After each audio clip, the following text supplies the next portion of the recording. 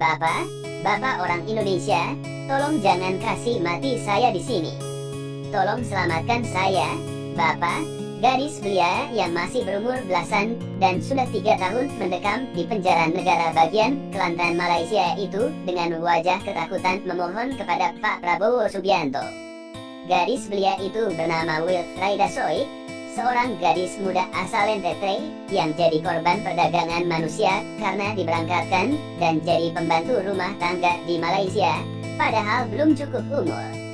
Dia ditangkap dan ditahan karena membunuh majikannya, serta divonis hukuman mati dan tinggal 9 hari menuju tiang gantungan. Pak Prabowo sampai meneteskan air mata karena selain memohon bantuan untuk menyelamatkan nyawanya yang sudah di ujung kerongkongan, Wilfrieda juga meminta dibelikan sabun, odol, dan sikat gigi. Permintaan yang sangat sederhana tapi begitu menggugah jiwa beliau yang memang sangat peka terhadap penderitaan rakyat jelata. Sungguh kasihan, selama 3 tahun mendekam di penjara Malaysia, Wilfrieda tidak punya uang, tidak ada keluarga yang menjenguk, bahkan dia tidak punya teman.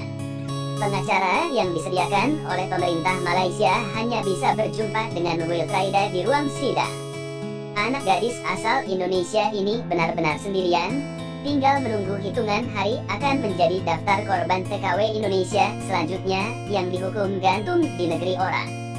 Alhamdulillah Prabowo Subianto datang menyelamatkan nyawa anak bangsa yang jadi korban kemiskinan.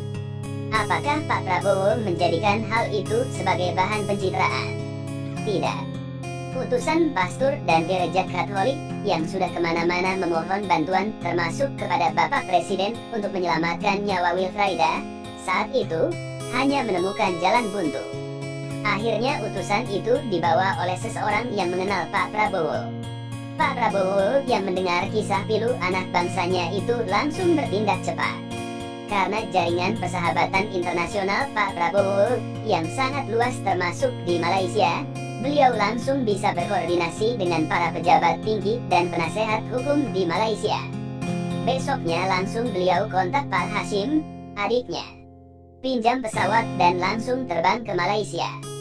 Beliau jumpai Tan Sri Muhammad Syafi, pengacara paling mahal di Malaysia, yang juga tangan kanan Perdana Menteri Malaysia. Publik Malaysia pun heboh karena Wilfrieda didampingi pengacara kelas istana. Sayangnya orang ini bernama Prabowo Subianto, orang yang selalu membantu penuh keikhlasan dan tidak butuh berita apalagi kamera. Berita tentang Wilfrieda baru heboh di dalam negeri setelah harian Malaysia ramai memberitakannya. Sampai sekarang pun sepertinya banyak anak bangsa ini yang tidak tahu kalau Pak Prabowo mengeluarkan uang pribadi sampai $1 juta atau 10 miliar masa itu untuk membebaskan Wilfrieda. Pertanyaannya, adakah kita pernah mendengar ada satu orang saja pejabat dan tokoh politik di negeri ini yang seikhlas beliau? Ingat, Wilfrieda itu Katolik dan Pak Prabowo seorang Muslim, tapi Pak Prabowo tidak pernah memandang agama, suku dan ras untuk membantu orang lain.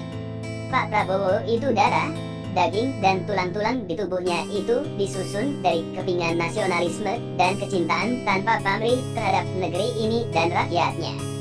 Semoga Allah Subhanahu wa Ta'ala senantiasa memberikan kesehatan, kebahagiaan dan lindungannya kepada Pak Prabowo.